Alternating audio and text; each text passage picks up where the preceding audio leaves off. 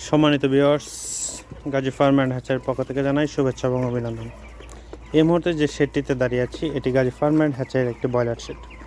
আজকে আমরা জানব ব্রয়লার মুরগির ঠান্ডা বা পানি জমা হলে আমাদের করণীয় কী। আমরা দেখতে পাচ্ছি এখানে একটি মুরগি মারা গেছে। যেহেতু এই শেডের মুরগিগুলোর একটা প্রবলেম ফেস করতেছে, মুরগিগুলোর ঠান্ডা লেগে গেছে।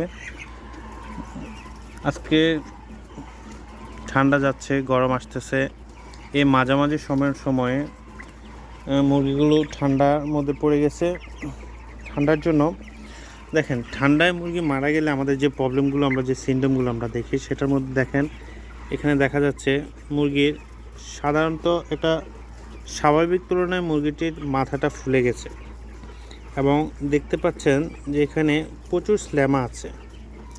স্ল্যামা বলতে আমরা বুঝি একদম যেটাকে বুঝে আর কি, আমরা যেটাকে কফ বা সর্দি বলিয়ে থাকি। এই কফ এবং সর্দি মুরগির শ্বাসনালী ব্লক করে মুরগি মারা যায়। তাছাড়া এই মুরগিটা আরেকটি প্রবলেম দেখেন, এই যে আমি খুব কাছ থেকে দেখার চেষ্টা করছি, এই যে এখানে দেখা যাচ্ছে পেট ফুলা, এটাকে পানি জমা রোগ বলা হয়। অনেক সময় অতিরিক্ত অ্যান্টিবায়োটিক এবং অ্যামোনিয়া গ্যাসের কারণে মুরগির পেটে পানি জমে। এই মুরগিটির পেটে পানি জমেছে।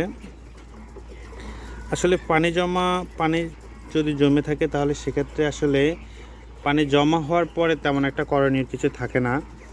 যেটা করতে হবে সেটা আমাদেরকে, যাতে মুরগির পেটে পানি না জমে সেই জন্যই আমাদেরকে আগে থেকে পূর্ব প্রস্তুতি নিয়ে থাকতে হবে।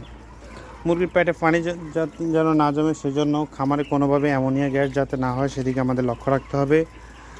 তাছাড়া আমরা যখনই হায়ার অ্যান্টিবায়োটিক ইউজ করবো কোনো মুরগির প্রবলেম হলে, তাহলে সেক্ষেত্রে আমাদেরকে অবশ্যই কিডনি কেয়ার বা কিডনি টনিক, বাজারে এই ধরনের অনেক ওষুধ পাওয়া যায়, আমরা সেগুলো ব্যবহার করতে পারি। এখন আমরা জানবো সাধারণত ব্রয়লার বা সোনালি কালারবার্ডে যদি কোনো প্রকার ঠান্ডা লেগে যায় তাহলে সেক্ষেত্রে আমরা কী ধরনের মেডিসিন ব্যবহার করতে পারি। আসলে সেক্ষেত্রে আমাদের দুইটা স্টেপ নিতে হবে। যদি ঠান্ডা লেগে যায় এবং সেটা যদি ফার্স্ট স্টেপ হয়, খুব শুরু মাত্র হয়েছে এমন একটা স্টেপ হলে, সেক্ষেত্রে আমরা ডক্সিব্যাট ইউজ করলে বা এর সাথে ডায়রোলেস বা কপব্যাট এ ধরনের বাজারে অনেক ওষুধ পাওয়া যায়, সেগুলো ব্যবহার করতে পারে। কিন্তু যদি আমাদের সেটা একটু কন্ট্রোলের বাইরে চলে যায় তাহলে সেক্ষেত্রে আমাদেরকে অবশ্যই হায়ার অ্যান্টিবায়োটিকে যেতে হবে। আমি এই মুহূর্তে আমার এই শেডে যে ওষুধটা ব্যবহার করছি সেটি হলো টিলমাইকোসিন।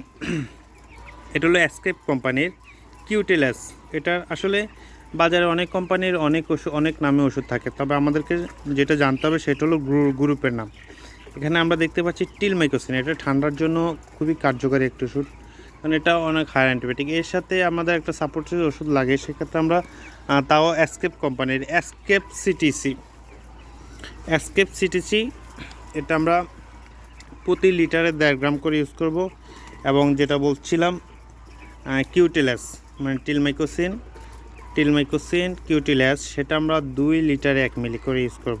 এভাবে আমরা 6 ঘন্টা করে 12 ঘন্টা দিনের পানিতে এবং রাতের বেলা কিডনি কেয়ার ইউজ করতে পারি।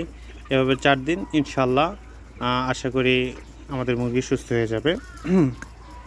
তার সাথে আমরা ইউজ করতে পারি ডাইলোরেস ব্যাট। আসলে ডাইলোরেস ব্যাটটা যেটা কাজ করে, মুরগির স্ল্যামা বা সর্দি যদি থেকে থাকে তাহলে সেটা আপনার এই সর্দিটা মুরগির শ্বাসনালী বন্ধ করে দেয়, যার ফলে মুরগি মারা যায়।